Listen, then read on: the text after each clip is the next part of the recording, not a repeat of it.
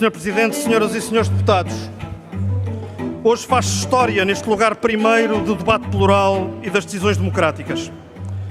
Graças à iniciativa do movimento cívico pela despenalização da morte assistida, cujos representantes saudamos reconhecidamente, abriu-se em Portugal um debate de intensidade e de profundidade inéditas sobre os direitos de todas as pessoas no final da vida.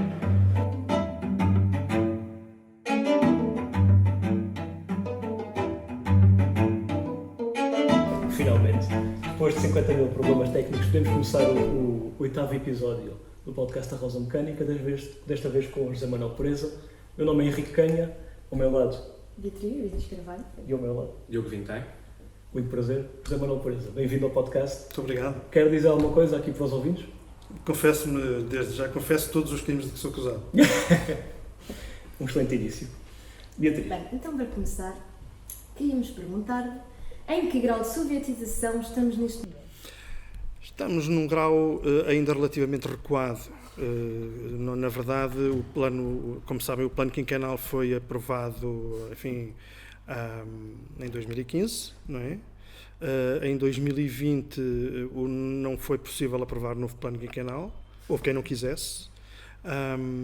Havia propostas nesse sentido, mas houve, de facto, uma das forças envolvidas no processo de sovietização em curso não quis prorrogar o plano quinquenal e, portanto, nessa medida, o processo de sovietização está numa fase, enfim, de alguma retração. E temo que isso possa realmente, enfim, ser, enfim, muito nocivo. Não é? Sim, obrigada. Isso significa, portanto, que o marxismo cultural não está a ser doutrinado em todas as escolas, hospitais, apiadeiros.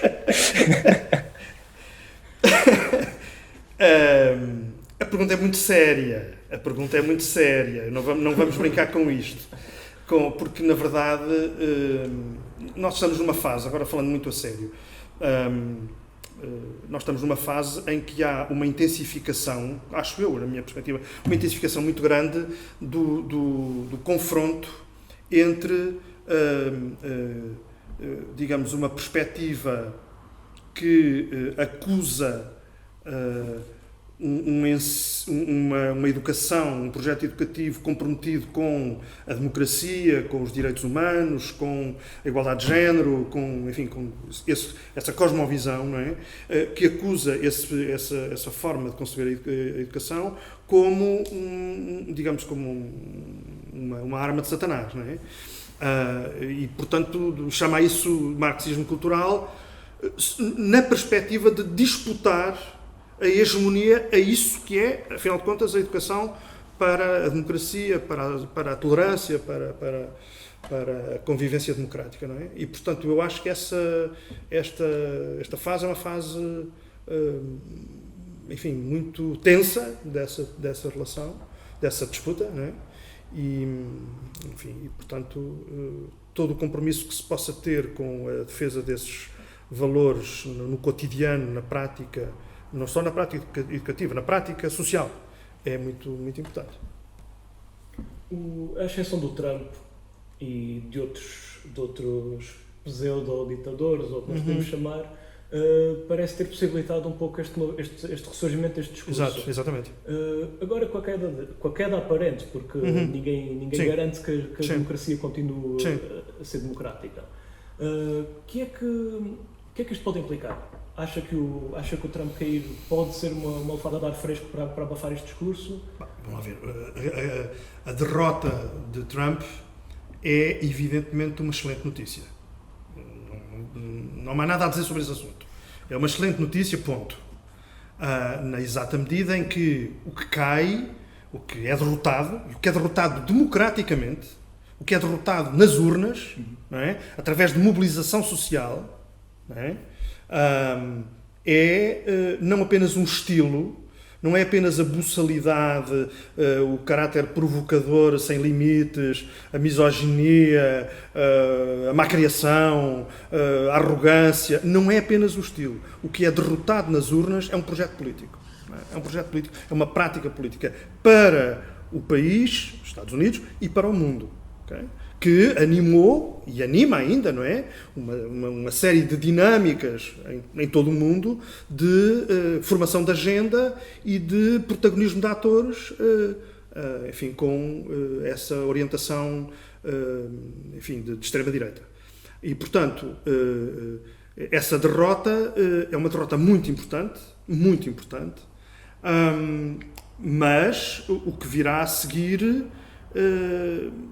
não está escrito nas estrelas, não é? E, portanto, o que virá a seguir será sempre aquilo que for a disputa política que vier a acontecer. Eu, por exemplo, acho muito significativo que, digamos, o novo presidente ainda não tomou posse e no interior do Partido Democrático nos Estados Unidos começa a haver já acusações e críticas à chamada ala esquerda, não é?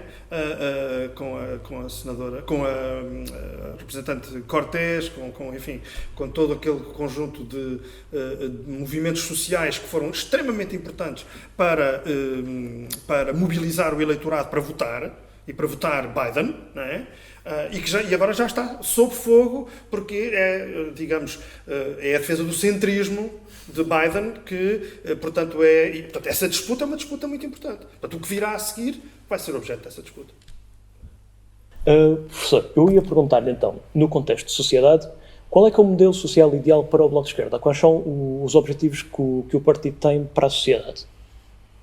Quer dizer, um modelo social ideal é qualquer coisa que me custa muito a definir, quer dizer, como se fosse uma espécie de final do caminho. E eu não creio que haja, digamos, lugar a um final de caminho, como, enfim, nos meados do século XX havia, digamos, uma definição de horizonte final e de caminho até lá chegar. Pronto, e, portanto, as forças políticas definiam-se muito em função disso.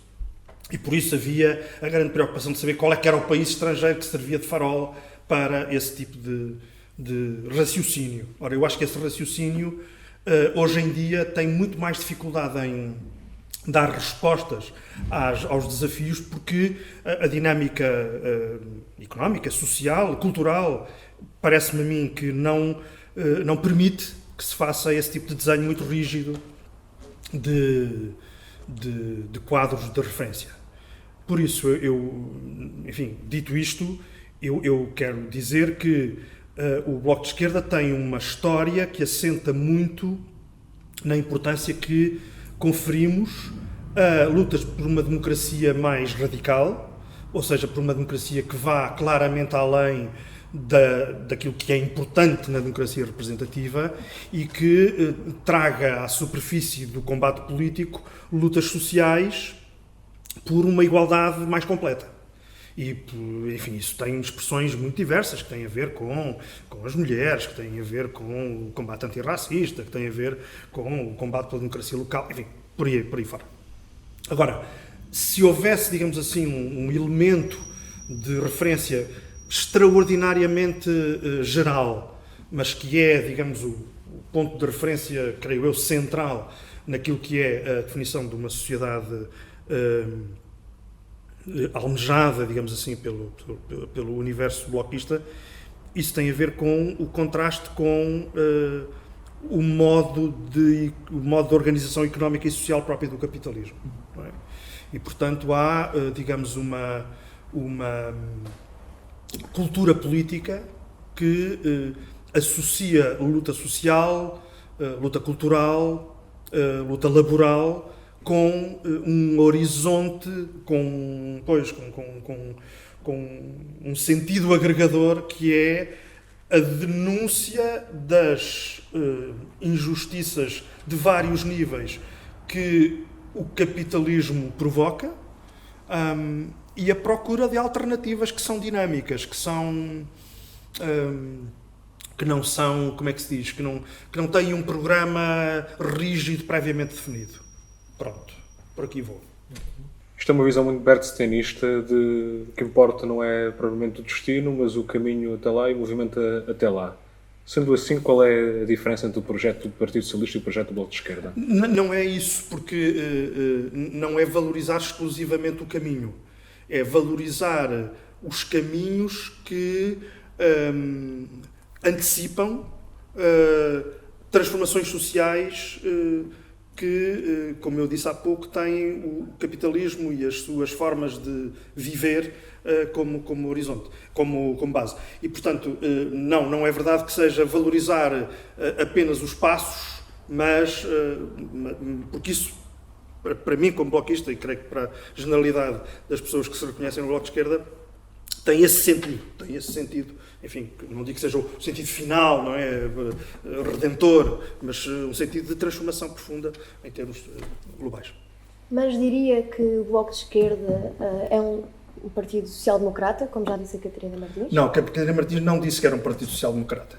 A Catarina Martins o que disse foi que, numas eleições concretas, o programa que estávamos a apresentar, foi em 2019, precisamente, o programa que estávamos a apresentar podia perfeitamente ser olhado como um partido social, como um programa social-democrata. O que não é dizer que o partido é um partido social-democrata. O programa que apresentámos em 2019, prendia-se muito com,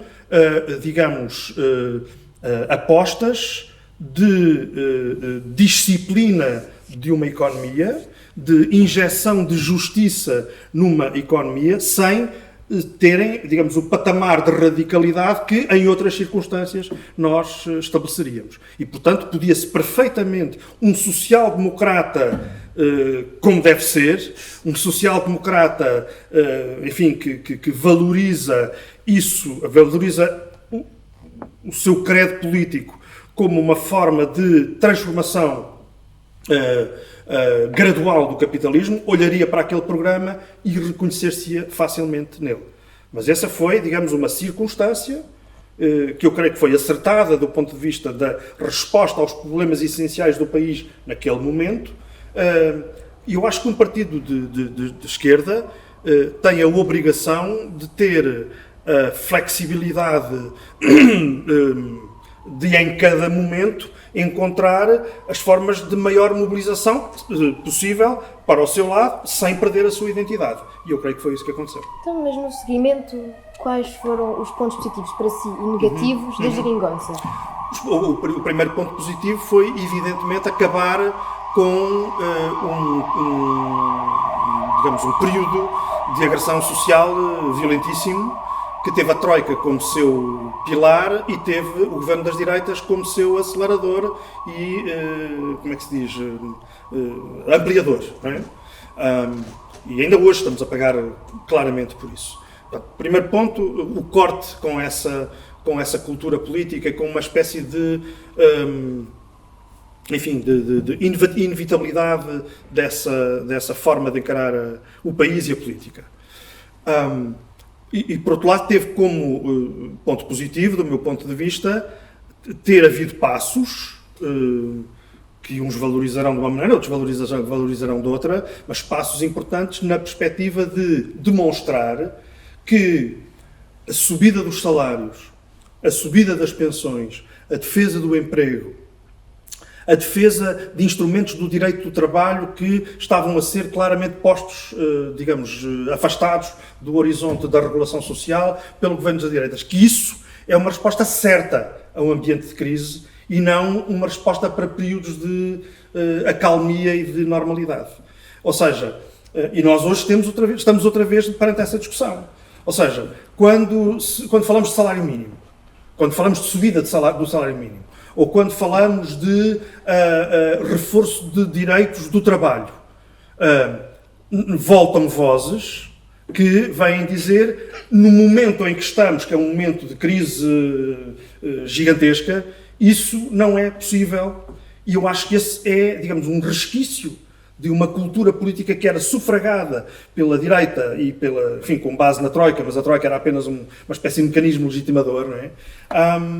E que voltamos a ouvir, portanto, esse discurso, e eu creio que, enfim, é uma perspectiva errada, porque, enfim, como já se deu conta, num momento de fechamento das economias, por força das circunstâncias sanitárias em que estamos, digamos, a dinamização do mercado interno é absolutamente vital. E, portanto, como é que isso se consegue?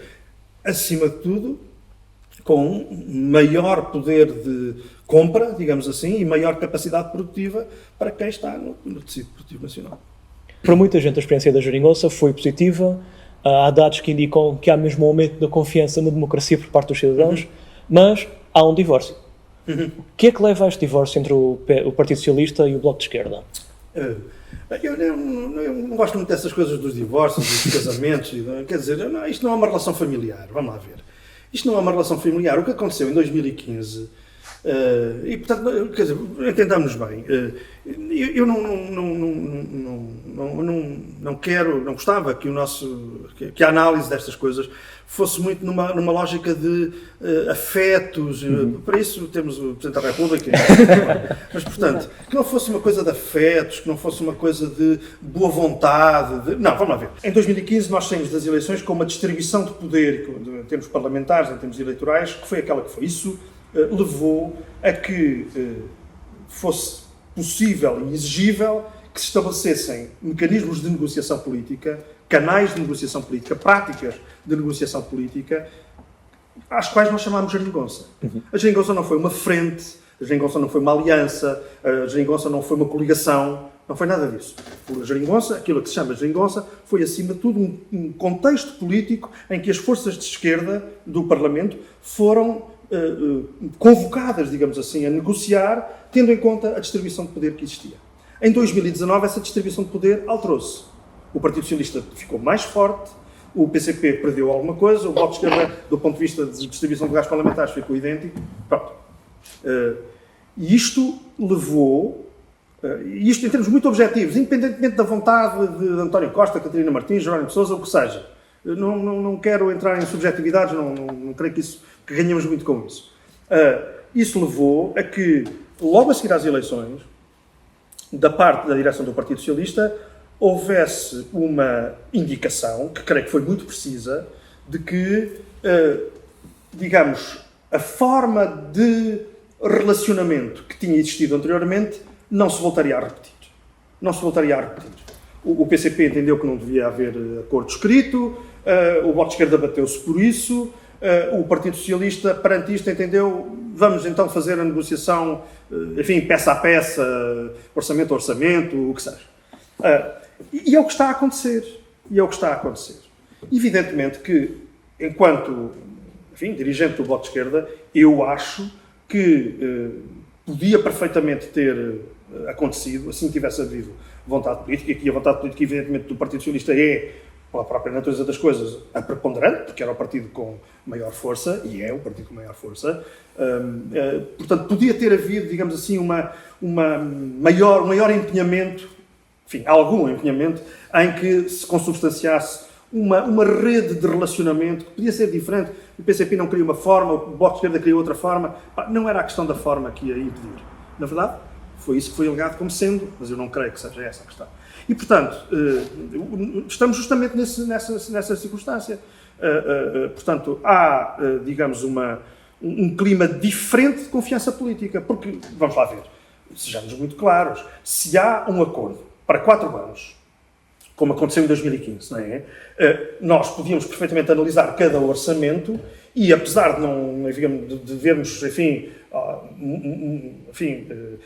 propostas, normas mais de natureza programática, menos comprometidas com soluções quantificadas, etc., nós percebíamos, toda a gente percebia isso numa lógica de programa de 4 anos. Por isso é que no programa, na vossa pergunta inicial, comecei por brincar com o plano quinquenal, não é? Portanto, quer dizer, agora falando muito a sério, já não é nada disso, espero que as pessoas tenham entendido que era ironia. Portanto, na verdade, isso permitia ter uma confiança de que, apesar de tudo, havia metas que estavam comprometidas, que comprometiam as forças envolvidas. E, portanto, havia esse nível de confiança. Não havendo isso, não havendo essa moldura, não havendo esse quadro, evidentemente que, digamos, a avaliação de cada elemento, um orçamento de Estado, uma lei, uma iniciativa política, decorre em circunstâncias muito diferentes. Se querem chamar isso de divórcio, chamem, mas eu acho que isto não é uma relação de conjugalidade, não é uma relação de afeto e de amor, nunca foi, é o que é, em termos objetivos, é uma relação de de articulação política, de negociação política, de tensão política, não é? E que agora decorre noutros contextos. E, portanto, é o que é. Mas é repetível? Não é o clima da outra legislatura anterior? O acordo entre as esquerdas? Eu acho que um acordo é perfeitamente possível. Não é? Eu acho que é perfeitamente possível, e por isso, com franqueza, quer dizer, quando em 2019, depois das eleições, o Bloco se bateu por isso, não o estava a fazer, como dizia um querido amigo meu, para tirar bolas para o punhal. Não era isso, quer dizer, era claramente para que isso fosse possível. Agora, evidentemente que as circunstâncias de 2015 eram as circunstâncias de 2015. Não é? E, portanto, em 2019, ou em 2020, ou em 2021, são outras circunstâncias. Em 2015 tínhamos um governo Passos Coelho, Paulo Portas. Não é? E, portanto, digamos, a circunstância era aquela. A Troika tinha acabado de mandar no país. Em 2019, 2020, 2021, as circunstâncias são diferentes. Portanto, haver uma qualquer forma de acordo, não é? De acordo programático, não é? Evidentemente que teria que ser diferente, até digo mais, teria que ser muito mais exigente, obviamente. Porque para 2015 justificava-se aquilo que a gente ia chamar, mal ou bem, um acordo de mínimos. Não é? Quer dizer, as circunstâncias eram aquelas.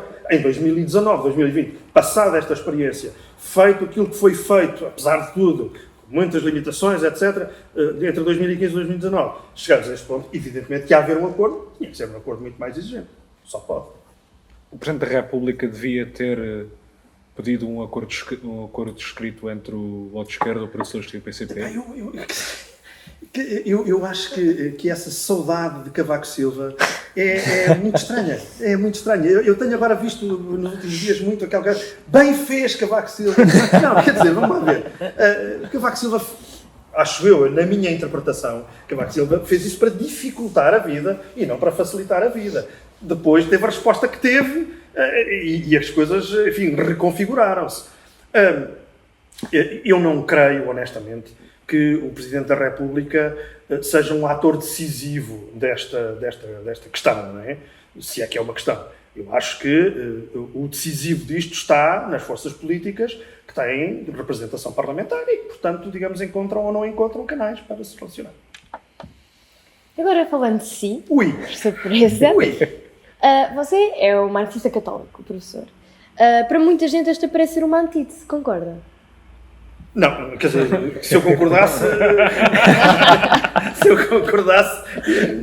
isto ia ser muito complicado.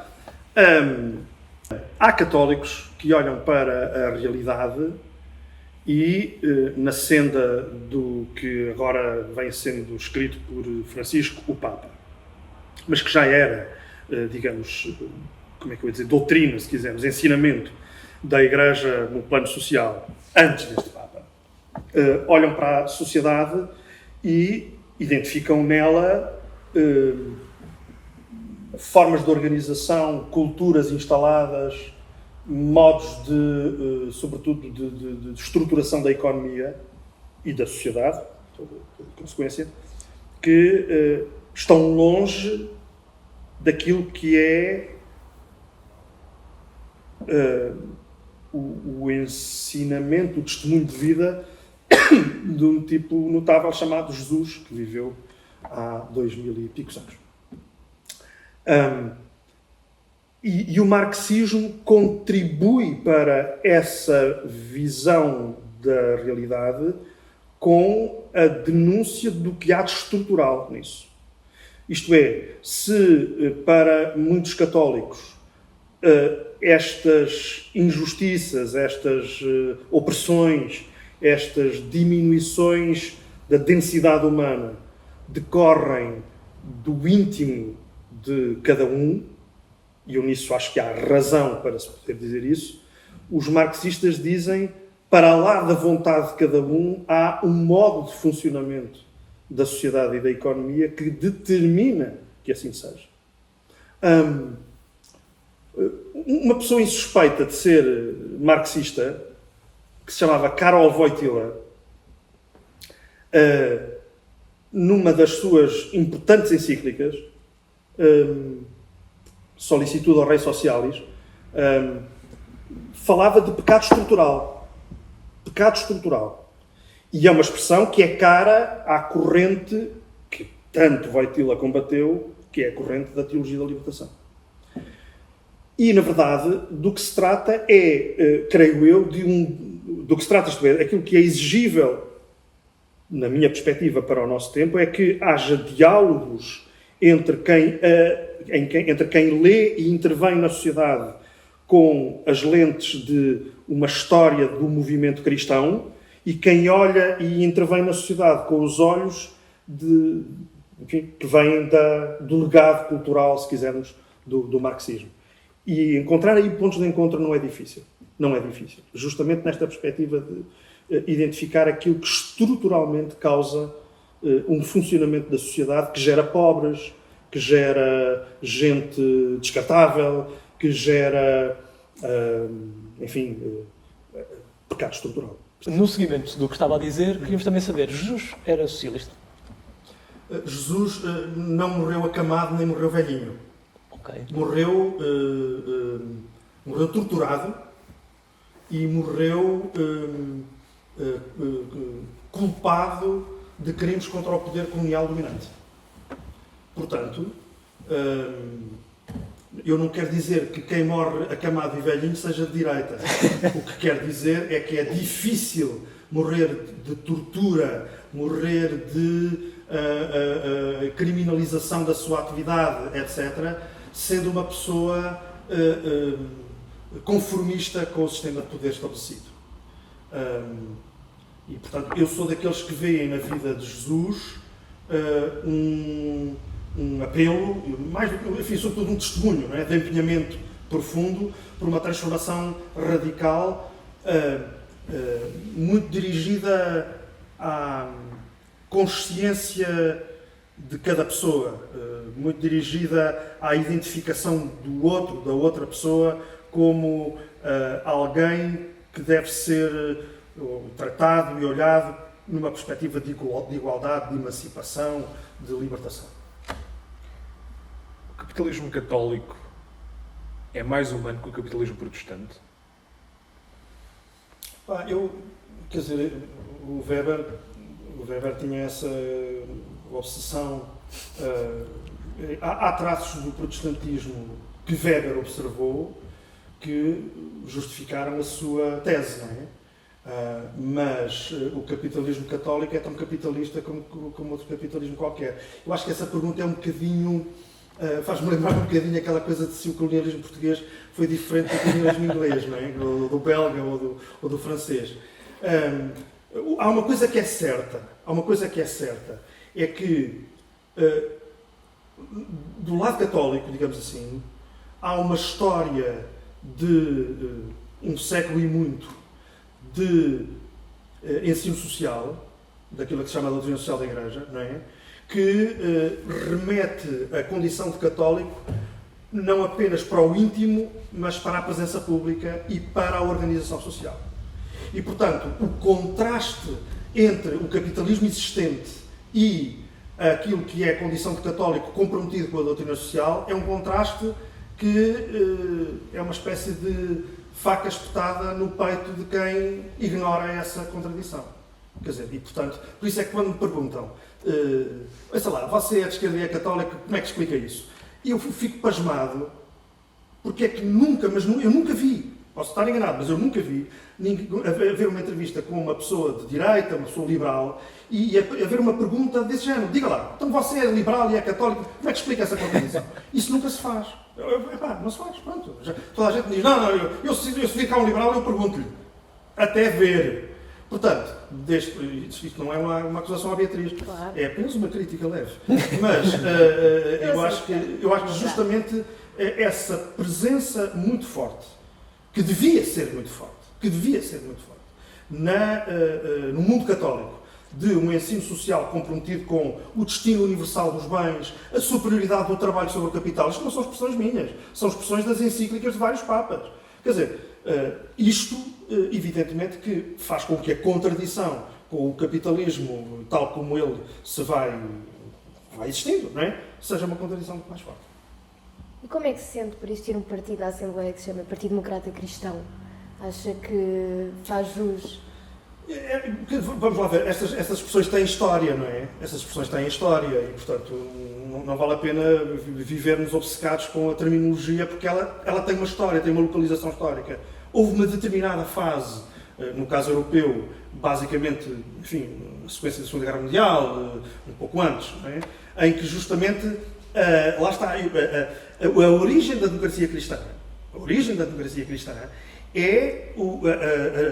foi a expressão de uma transformação importante na forma de relacionamento entre os católicos e a política, porque até então os católicos olhavam, eram convidados a olhar para a política como um mundo à parte, como qualquer coisa onde não deviam interferir, porque era o mundo do pecado.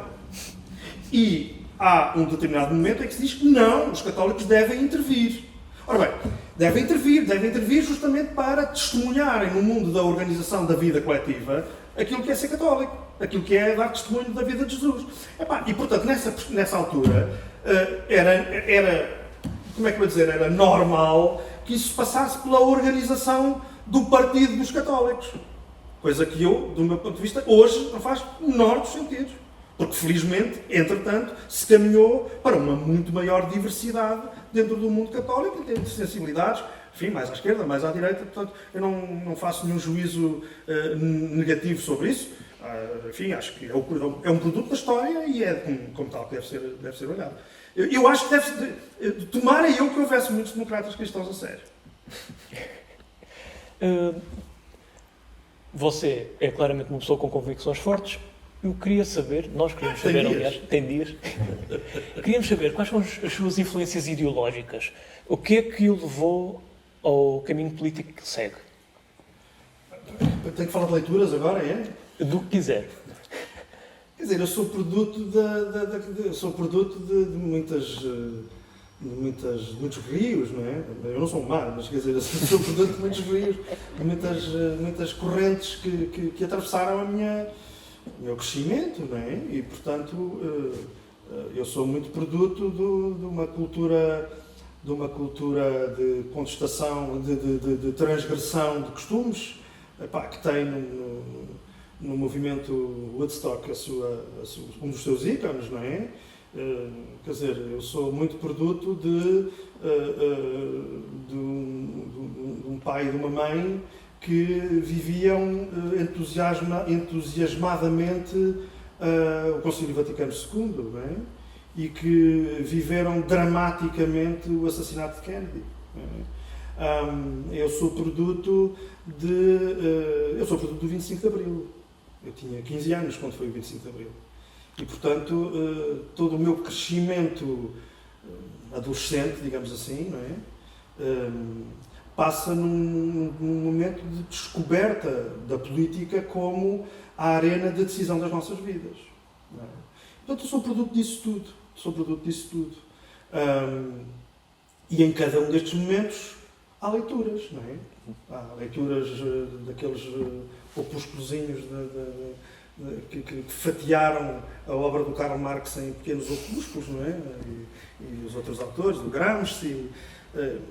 Eu hoje, por exemplo, sou muito gramsciano, enfim, mas isso é já enfim, perdoe uma arrogância, é já produto de uma certa maturação que eu, entretanto, fui fazendo da minha própria visão das coisas, mas sou muito gramsciano, justamente na perspectiva de colocar a disputa de hegemonia como algo central na organização das vidas, etc. Sou muito produto de todas essas circunstâncias e, portanto, digamos, não tive uma escola que possa ser acusada de me levar até aqui. Tive, enfim, muitas correntes. E, portanto, enfim, não querendo banalizar a coisa, porque não quero mesmo banalizar, mas eu acho que enfim, sou capaz de dizer que a leitura de um teólogo como Leonardo Boff ou o solo de guitarra do Jimi Hendrix não é que tenham o mesmo valor, mas em cada momento têm um valor, digamos, inspirador, transformador, não é? Pronto, e aqui cheguei. Bom. E, no entanto, estou de casaco, de camisa. Porquê que uma pessoa deve votar no Bloco de Esquerda em vez do Partido Socialista? Mas isso é tão óbvio. Isso é tão óbvio. Quer dizer, uma pessoa, eu não sei porque é que deve estar no Bloco, em vez de. Isso não vou dizer, porque acho que não. Enfim, não é só deselegante, é uma espécie de. Acho que é deselegante, mas além de mais é uma espécie de campeonato que não me interessa muito. Eu acho que as pessoas têm sentido votar no Bloco por aquilo que tem sido, para além do seu programa, evidentemente, das prioridades que são identificadas, por aquilo que tem sido o seu desempenho na sociedade e nas instituições, não é? Ou seja, eu acho mesmo, com toda a franqueza, sei que isto é profundamente debatível, como é óbvio, mas eu acho que o Bloco é uma força realmente confiável do ponto de vista da defesa de um conjunto de objetivos e de direitos das pessoas. Isso não tenho a menor das dúvidas. Estou neste partido em grande medida por isso, porque nunca tive razões para achar que, enfim, há momentos que a gente diverte taticamente, com certeza, há momentos em que estamos mais convictos e momentos. É a vida, é assim mesmo, não é? Não há cá religiões fechadas, não é nada disso, não é? Mas acho mesmo que, digamos, para além dos objetivos que há pouco falávamos, daquela questão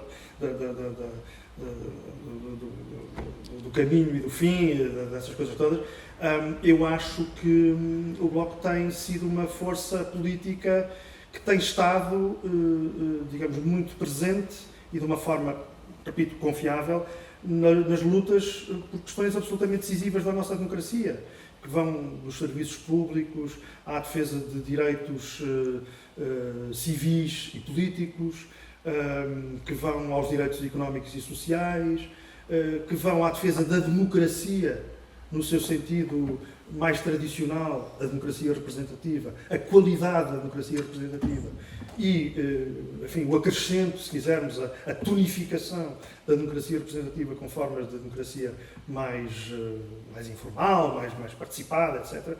O Bloco tem estado aí e, portanto, eu acho que quem olhar para isso com atenção pode perfeitamente olhar e dizer é por aqui que eu vou. Pronto. Quanto aos outros, não sei se são tão confiáveis, mas não mas não quero responder em termos comparativos. Ok. Tenho outra questão, por acaso. Ainda no âmbito da União das Esquerdas, como é que acha que deve ser o combate à extrema-direita aqui em Portugal? Muito bem. Acho que é um combate que tem vários ingredientes e seguramente tem muitos mais do que aqueles que eu vou referir.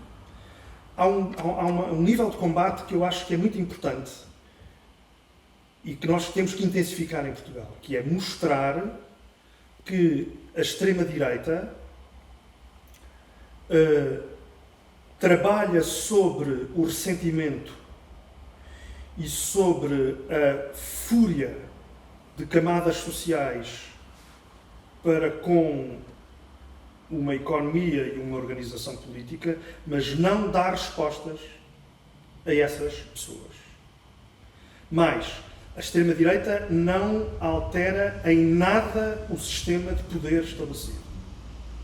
A extrema-direita serve para conservar e rigidificar o sistema de poder, em termos, sobretudo, de poder económico e social que está estabelecido. Vejam as votações e as tomadas de posição de André Ventura no Parlamento português e vejam as tomadas de posição dos outros líderes, das outras figuras icónicas da extrema-direita um pouco por toda a parte. Vejam Trump. Vejam Trump, que, enfim, mobiliza, galvaniza as massas contra o outro, mas o outro nunca é o sistema financeiro. O outro nunca é o poder económico estabelecido nos Estados Unidos. Pelo contrário, a prática fiscal económica, mas sobretudo fiscal, de Trump, como de André Ventura, é justamente a de facilitar e reforçar a vida e o poder de quem tem mais. Portanto, primeiro, há aqui um trabalho de denúncia que eu acho que é muito importante fazer. Segundo, há, evidentemente, um confronto que tem que ser um confronto argumentativo e que é um confronto em torno dos direitos fundamentais. Quer dizer, há linhas vermelhas que não é possível ultrapassar, que não é admissível ultrapassar. E, portanto, e fazendo isso, vejam o importante que são estas eleições americanas, volto a esse ponto. Derrotar isso com os instrumentos da democracia. Derrotar essa barbárie com os instrumentos da democracia. Ok? Claro, com movimentos sociais na rua a protestar, claro, para mobilizar, para trazer mais gente para essa luta, certo? Mas a última análise é no trabalho argumentativo em termos de debate político que isso se passa. E, portanto, eu acho que é por aqui que vamos também. E, finalmente, terceiro lugar, e há 4, 5, 6, 7 outros argumentos muito mais importantes do que isto, mas em terceiro lugar, e estamos a viver um momento em que isso é muito, muito, muito preocupante, não aceitar em nenhum momento normalizar a extrema-direita. Nenhum momento. Quer dizer, fingir que a extrema-direita é um ator da democracia e usar para isso paralelos absolutamente absurdos, como estão a ser feitos em Portugal, em que se diz, como é que se diz, André Ventura está para a direita, como o Bloco de Esquerda e o PCP estão para a esquerda, essa coisa absolutamente abjeta, que é não reconhecer no PCP uma luta histórica pela derrota do fascismo em Portugal e não reconhecer no Bloco uma força empenhada pela qualificação da democracia e não contra a democracia. Não é? Portanto, normalizar a extrema-direita, trazê-la para o jogo democrático como se nada fosse, é péssimo. Durante 4 anos, houve muita gente em Portugal que passou a sua vida a dizer que Trump havia de ser disciplinado pelas instituições do poder norte-americano. Foi o que foi. Chegámos 4 anos depois, ou enfim, o tempo que foi do seu mandato, e o que é que estamos a ver? Estamos a ver justamente Trump a deitar para o lixo todas as regras mínimas da democracia eleitoral. Já nem é da democracia da prática das instituições, é da simples disputa eleitoral. Portanto, normalizar é tudo quanto não devemos fazer. Diz-se hoje mais gramsciano. Como é que vê um processo de tornar científico o que é ideológico por parte da direita liberal, tanto seja no discurso económico nas faculdades e nos estabelecimentos de ensino, como até o próprio discurso cultural? Por exemplo, quando vimos na Faculdade de Direito de Lisboa um professor... Sim. A minha vida universitária, o Henrique foi meu aluno e portanto, não é que tenha testemunhado isso, mas, enfim, só para lhe prestar a homenagem de ter adorado durante uns meses. Obrigado. Mas, na verdade, a minha vida universitária foi muito marcada por um debate profundo sempre, por uma exigência muito profunda de ser, digamos, de produzir com a maior qualidade conhecimento e conhecimento na área das ciências sociais, que fosse um conhecimento comprometido com a transformação da realidade. E, portanto, assumindo que não há conhecimento que se possa reivindicar da neutralidade. Não é? Isto não quer dizer, em nenhum momento, que todo o conhecimento seja panfleto, ou que todo o conhecimento seja... todo o ensino universitário, se quiserem, toda a investigação científica, seja um programa político. Agora, o que não me parece poder, o que não parece ser sério, é falar do conhecimento e da cultura como se fossem qualquer coisa que passa ao lado daquilo que é a tensão normal e as disputas normais numa sociedade. O conhecimento enfim, serve para conservar, serve para transformar, serve para legitimar, tem essa função. Não existe para outra coisa. Serve para curar, para salvar vidas ou para matar vidas. Bom, e nisto estamos. Esta foi a minha trajetória. Eu creio que a acusação que muitas vezes me foi dirigida a mim e a outros colegas na área das ciências sociais, de que, na verdade, o que nós estávamos a fazer era política pura e não investigação ou ciência. Dou-vos um exemplo. Eu, em Coimbra, criei e, durante alguns anos, enfim, coordenei aquilo que se chamou um Núcleo de Estudos para a Paz. numa linha muito próxima de uma escola, enfim, de escala mundial, que é conhecida por investigação para a paz, enfim, Peace Research. Que ela própria, enquanto escola, foi violentissimamente acusada de se desviar dos padrões de neutralidade exigíveis à ciência. Bom, mas, portanto, o que eu verifico é que hoje essa acusação que me era dirigida não é tão, digamos, viva quando assistimos a episódios, digamos, que têm claramente uma finalidade de pintar de conhecimento científico objetivo aquilo que, no fundo, são escolhas de caminhos e eu creio que em áreas como a economia, ou como o direito, ou como as ciências sociais em geral, digamos, assumir as escolhas, o sustentáculo antropológico, o sustentáculo filosófico, o sustentáculo epistemológico, assumir as escolhas que aí fazemos, é claramente algo que permite justamente que o debate académico, que o debate científico seja mais honesto, que se faça em nome da contraposição do mundo de evidências. Não é? Ou seja, eu defendo o direito com esta perspectiva. Não quer dizer que eu não seja rigoroso do ponto de vista da chamada ciência jurídica. Não é? Não quer dizer que eu não seja rigoroso, mas eu escolho isto e não aquilo. Eu tenho uma mundo de evidência que me leva a defender isto e não a defender aquilo. E assumir isso. Eu acho que isso é muito importante. O que nós temos tido é claramente por exemplo, alguns amigos, enfim, utilizam muitas vezes no debate a ciência económica diz que... Bem, mas quer dizer, a ciência económica é o quê? É uma metodologia? Ou melhor, é o ênfase da metodologia? Ou é, digamos, o ênfase de um discurso, de um determinado discurso dentro daquilo que é o conhecimento da economia? Portanto, eu acho que este debate deve ser mais transparente, deve ser mais aberto, deve ser mais assumido nos seus pilares fundamentais. Muito bom. Até mesmo como a própria escola austríaca, que é encarada como uma ciência económica e, na verdade, nem sequer obedece ao método científico, por exemplo. Exato. Absolutamente. Quer dizer, dá-se como adquirido e dá-se como axiomático, não é? Um conjunto de asserções a partir das quais se constrói um edifício sofisticadíssimo de argumentação, de instrumentos econométricos, do que for. Mas que, se recuarmos, se fizermos, enfim, um exercício de desconstrução paciente, vamos chegar, no fundo, a proposições que são, naturalmente, de caráter opinativo, que são de caráter, digamos, especulativo sobre a realidade, que são escolhas. E, portanto, acho que isso deve ser assumido assim. Professor, muito obrigado por ter estado connosco aqui na Rosa Mecânica. Estamos muito satisfeitos com este produto final e estamos todos muito mais próximos de votar no Bloco de Esquerda, graças a este momento. Queríamos só saber, tem alguma declaração final, alguma coisa que queira dizer? Eu comecei por dizer que me confessava culpado de todos os crimes de que vinha acusado.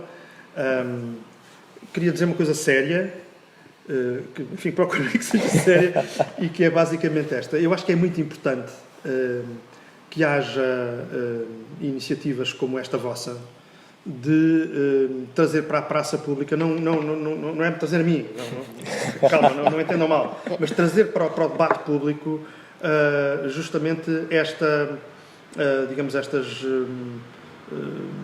discussões, estes debates, estas linhas de argumentação, com muitos protagonistas, atenção, muito variados, evidentemente.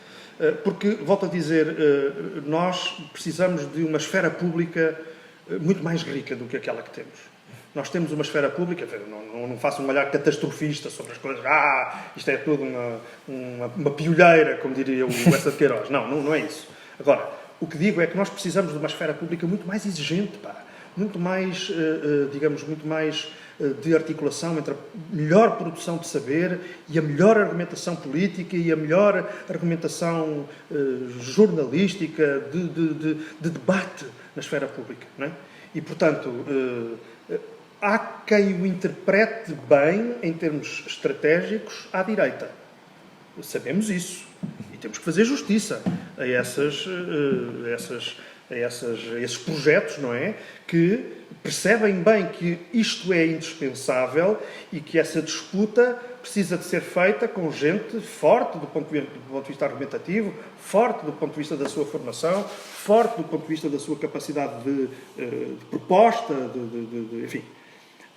E eu acho muito importante que isso também aconteça à esquerda. Claro que é, eu sou uma pessoa de esquerda e, portanto, acho que é muito importante.